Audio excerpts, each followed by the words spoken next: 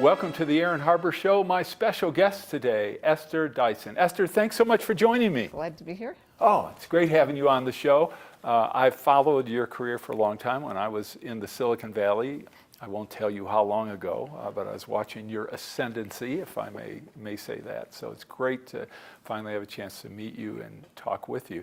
And speaking of Silicon Valley, one of the things I'm really interested in your take on is just the role of women in high technology. In particular, when I was active in the Silicon Valley running a small software company and also talking to venture capitalists, we were doing fundraising, which I know you're very familiar with.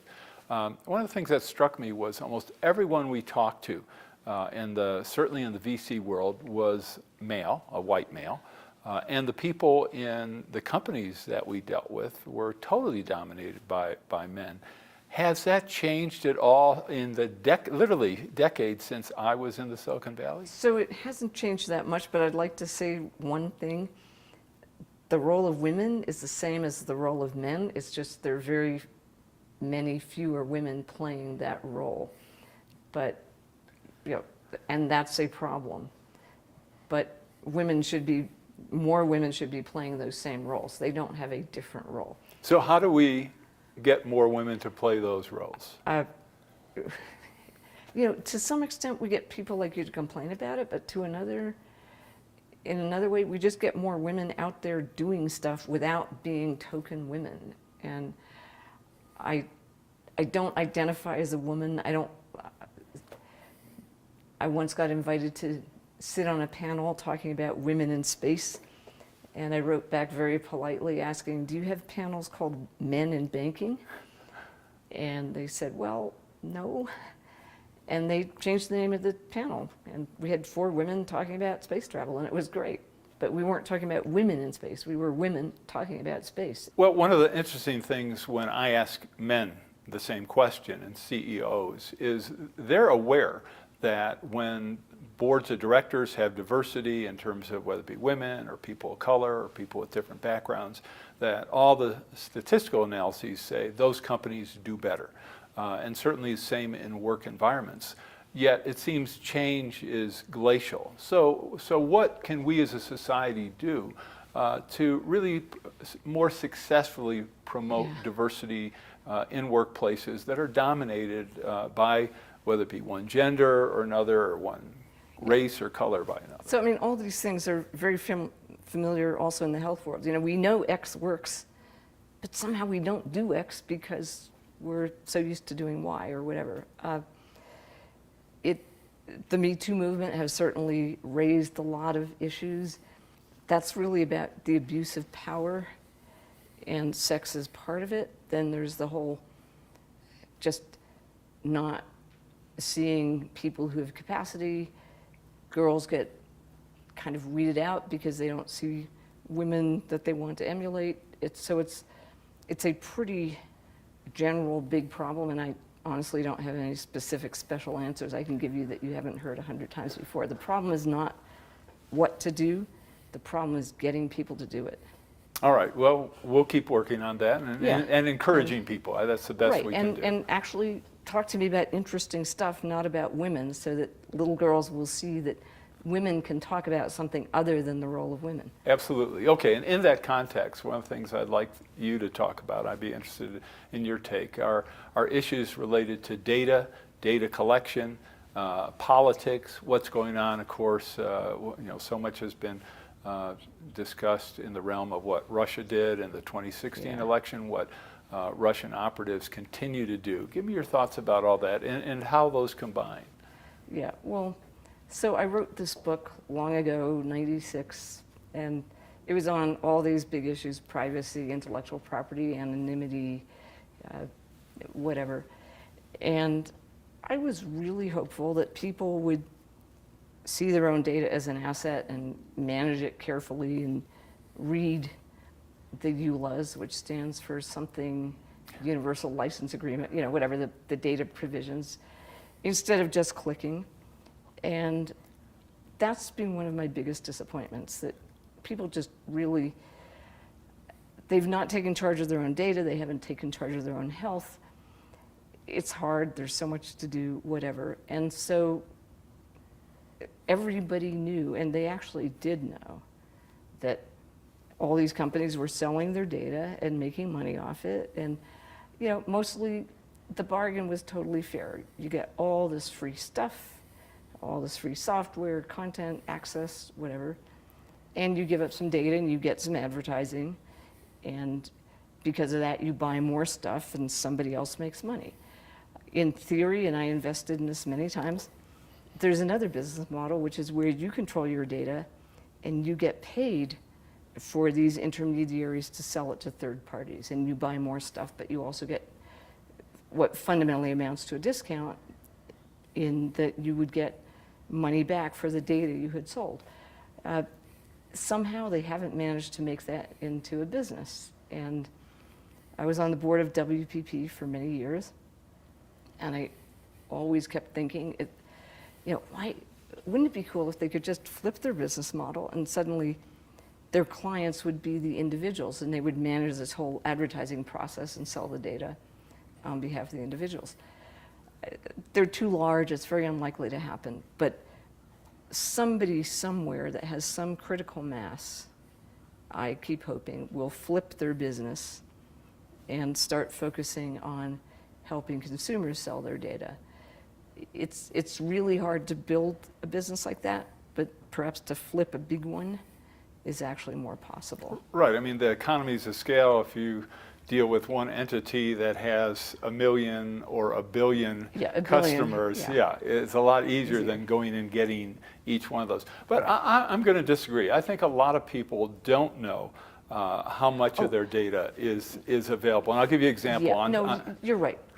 Your average person probably doesn't. I mean, they sort of understand this, but they don't really get it. But everybody in the business, they know it. They knew it was going on, and this, oh my gosh, how shocking, and one of the worst things they would say is, well, you can't expect us to control, because there's a supply chain. It goes from the website owner to this advertising company that sells their space, to down the chain to some sleazy operator, and that's where you get the click fraud, that's where you get the spam and the malware and the phishing and all kinds of stuff. And so the analogy is, if you go into, this is kind of an old analogy because there's not so much of this anymore, but if you go into a fancy department store, say a Macy's or something, you will see there's like a booth or an area that is controlled by a brand. It might be cosmetics, it might be some fancy shirt vendor. And so they have some space in this large store. And for sure, Macy's would do something if the cosmetics little outfit started selling cosmetics that gave you skin disease or something. I mean, they control their supply channel. And it just makes so much sense to tell the websites, hey guys, you need to actually have contracts that you enforce around what's done with the data you provide, all the cookies and so forth and so on. And what really, I was involved for a long time in trying to get the industry to self-regulate, and they just didn't care. And now it's really coming back to bite them. The challenge is, of course, it's not biting Facebook because people trust Facebook. I mean, despite all the clamor you hear, fundamentally people trust the large brands, Google, Facebook, whatever. And so the GDPR, the General Data Protection Regulations that Europe has put in place, are now having much more of an impact on the small guys because consumers don't trust them. And it's just increasing this oligopoly. But the real problem with Facebook et al. Is much more their addictive nature, I think, even than this whole data issue. And that's the one that's really becoming an issue. People just spending all their time becoming more and more short-term, focused on instant gratification, children feeling inadequate because their photos aren't as nice as the other people's photos, and everybody's creating this fake image of themselves that is making the rest of the world feel inadequate. So a couple things. One, when it comes to the licensing, when we sign, we click on that we agree to a license a license agreement, that we're consenting to it. I would guess 99% of those of us who click on a license agreement never read the agreement, number Right. one. I don't. I mean, because I don't really care. I know what's going on. I make that bargain. Well, and also you really don't have any negotiating power. If you want that service, if you want to use, that opportunity, no matter what it is, you have to say yes. Because if you say no, then you lose access to that. Right. And now apparently Facebook is about to start subscriptions, and that would be great because you're right. You have total negotiating power. You can say no. On the other hand, you can't ask for different terms. But you really don't. A negotiation is when you have two parties present and there's some back and forth. If you say no, they don't come back to you and say, oh, well, wait a minute, what would you like to change in this agreement so we can keep you or have you as a customer? Maybe it's not a negotiation, but you do have a choice. You have a choice Yes. to say no, and that's... But it's a binary choice. It is a binary choice, but nonetheless, it's just, people need to understand they do have power. They can walk away, and it becomes much harder when everybody you know is on Facebook and so forth. But it's been this abdication by the public that created that. But I know we need to take a break, but I think that the situation most consumers are in are such that if they want to be on Snapchat or Instagram or Facebook or Google or whatever, they have to click yes. And those companies, those corporations know that. They know the power they have, the leverage they have. They know no one is going to, no one's going to read the agreement, and they can pretty much put whatever they want. And if it weren't for Europe, we'd have almost no protection here. I think things are changing. Europe is part of it, but this whole issue has been surfacing for a while. And Europe hasn't given them any negotiating possibility. It's simply... Here's the deal. Yeah. And again, the real issue is people understanding maybe it's not a good idea to put all this information online. The reason I gladly click on anything is because when I'm planning an axe murder, I don't talk about it on Facebook. Until after you do it. Yeah. All right, we're going to take a quick break. We'll be back with Esther Dyson in just a moment. For information on how to help promote civil and mutually respectful discourse and support expansion of the distribution of our programs, email info@harbertv.com. Used by fire professionals around the world, Fire Ice XT Spray is an eco-friendly, easy-to-use suppressant gel designed to quickly and efficiently stop and contain all kinds of fire and heat-related events, including fiberglass, lithium batteries, and other combustible up to 5,000 degrees Fahrenheit for use in your home, office, RV, fireplace, boat, kitchen, and garage. For more information on Fire Ice XT Spray, visit us online at fireice.com. I'm Aaron Harber, host of The Aaron Harber Show. Find us on Facebook to get all the latest updates, see behind-the-scene photos, and make comments and ask me questions. You can see episodes before their TV broadcast, so like the show today.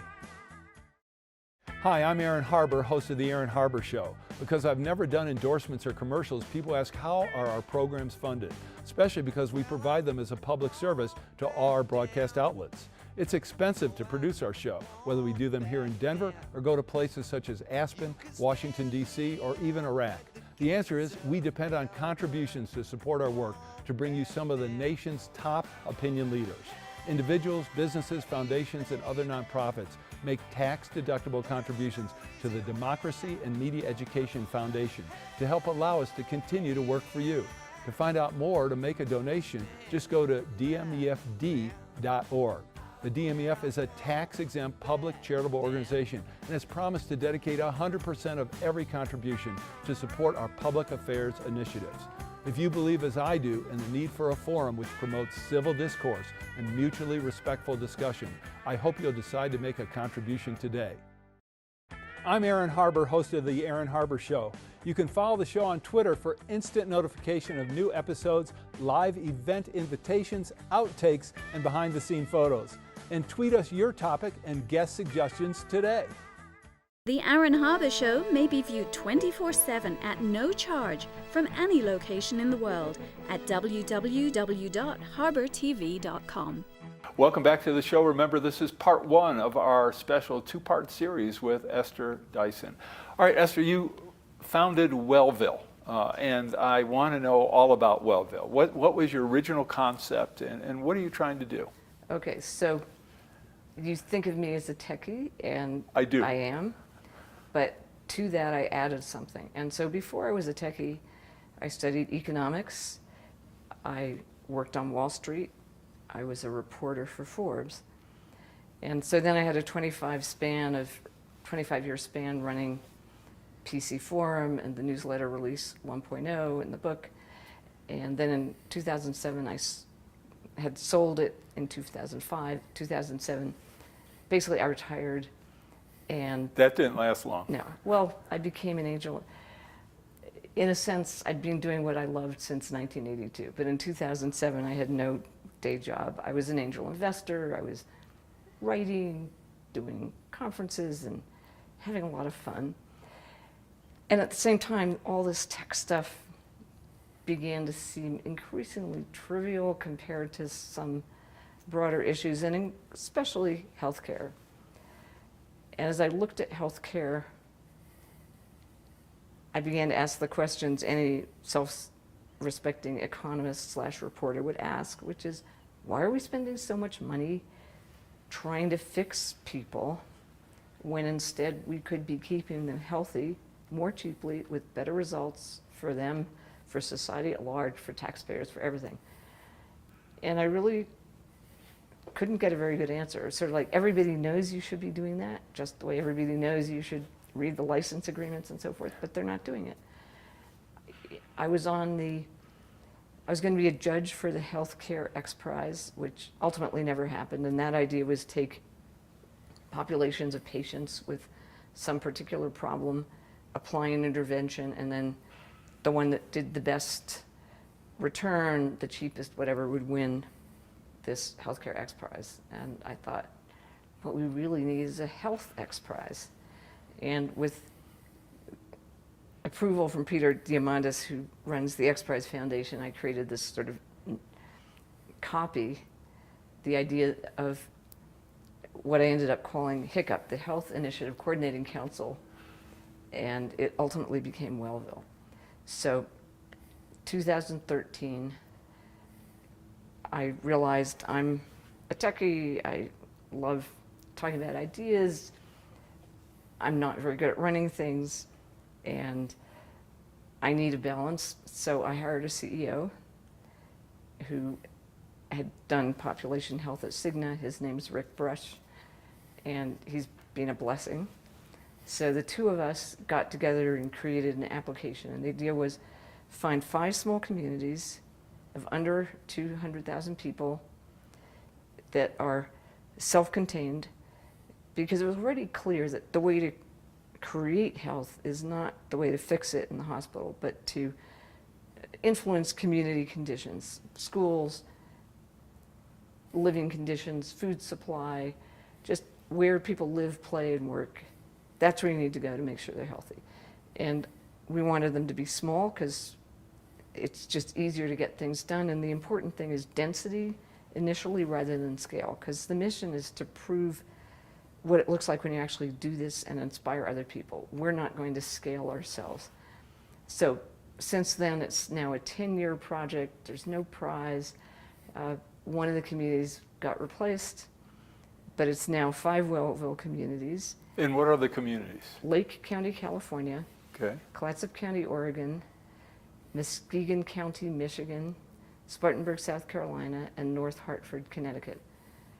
So they all brought us in because they had some kind of coalition that already wanted to make their communities healthier. It wasn't like a nice white lady from New York is going to come in and tell you what to do, but more, this team of coaches is going to help you make your own efforts more effective.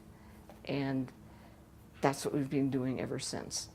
So now ends in 2024, and we're focused on the long term.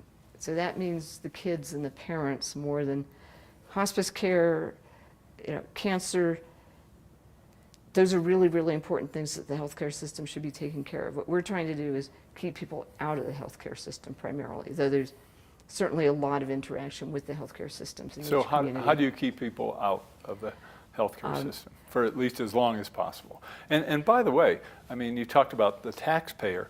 If people die prematurely, not that I'm supporting it, but I mean, there have been some studies done that say that That's actually cheaper. Right, because if you're dead, we're not Right. giving you medical care. And the ultimate solution is, some kind of extraterrestrial invasion that kills us all, because then it'll be free. So, Well, not all of us. Those who survive, it'll be a lot less expensive. no, I mean, but if you kill all of us, then there are no healthcare costs. That's true, but I can see some downside to that. Yes, precisely. So, but economically, people living and working productively is actually a lot cheaper than people being sick. From the point of view of employers, absenteeism, people who are not as productive, people who spend time taking care of their families, it's not just the employees themselves, but the people around them.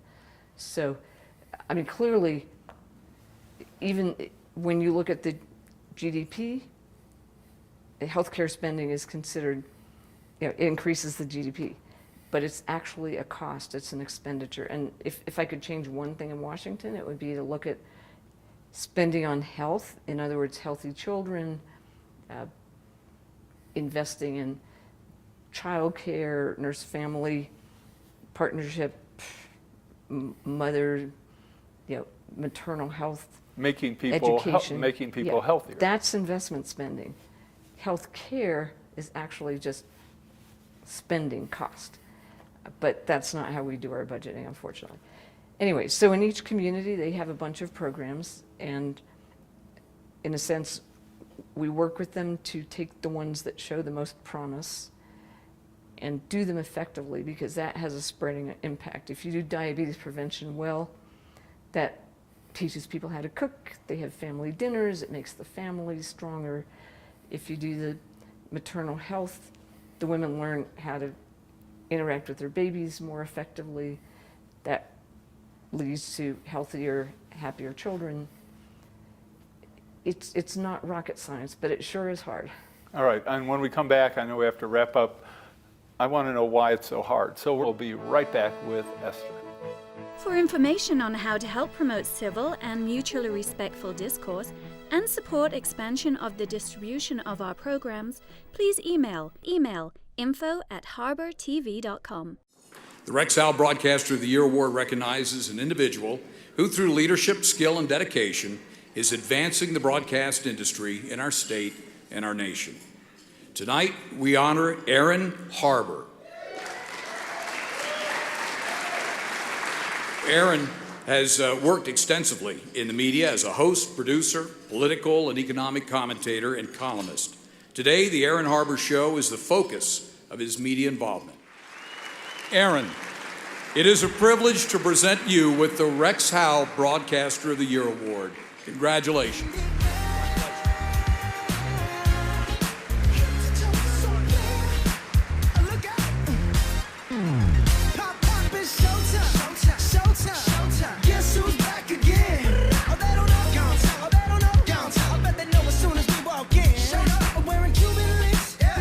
Just make journalism great again.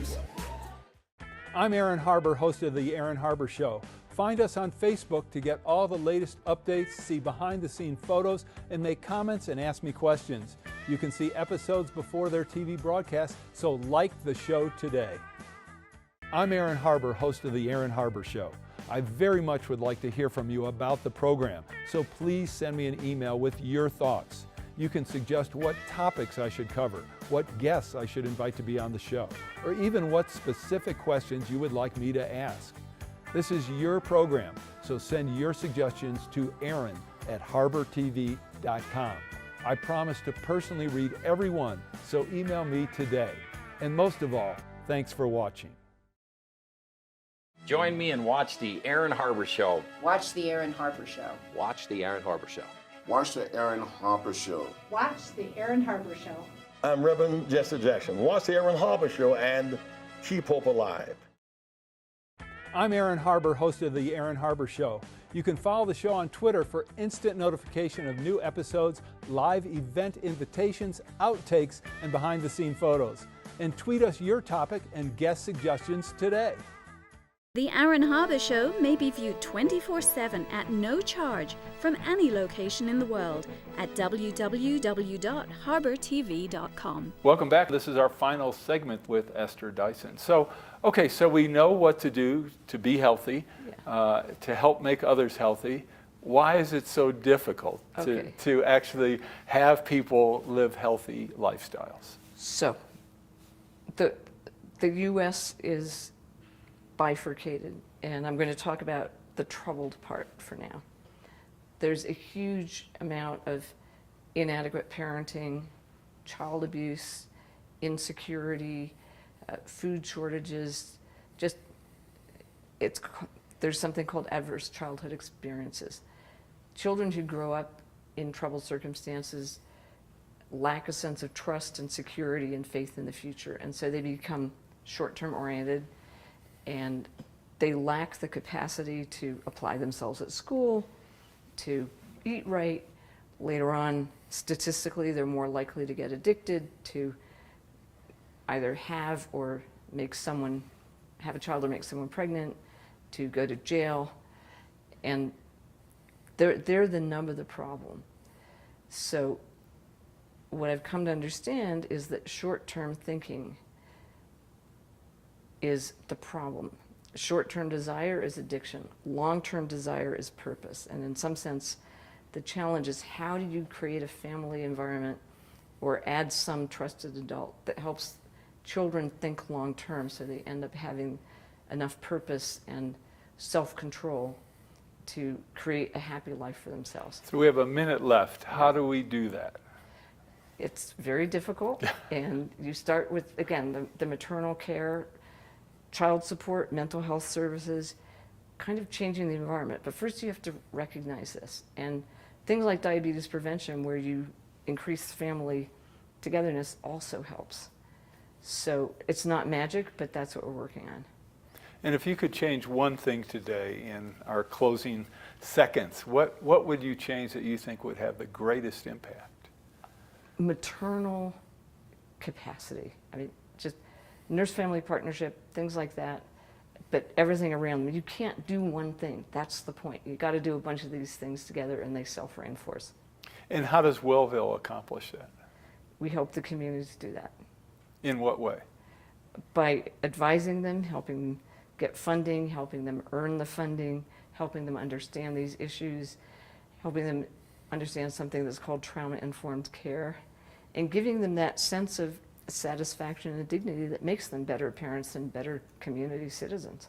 And are you, to wrap up, able to, has this been going on long enough where you are able to generate some data about progress? We're just beginning. And there are little pockets of things, but nothing that I would call the system-wide change that we're hoping to have by 2024. Okay. All right, Esther, thank you so much. And we'll continue this conversation because this is the end of part one. Make sure you watch part two with Esther Dyson. I'm Aaron Harber. Thanks for watching.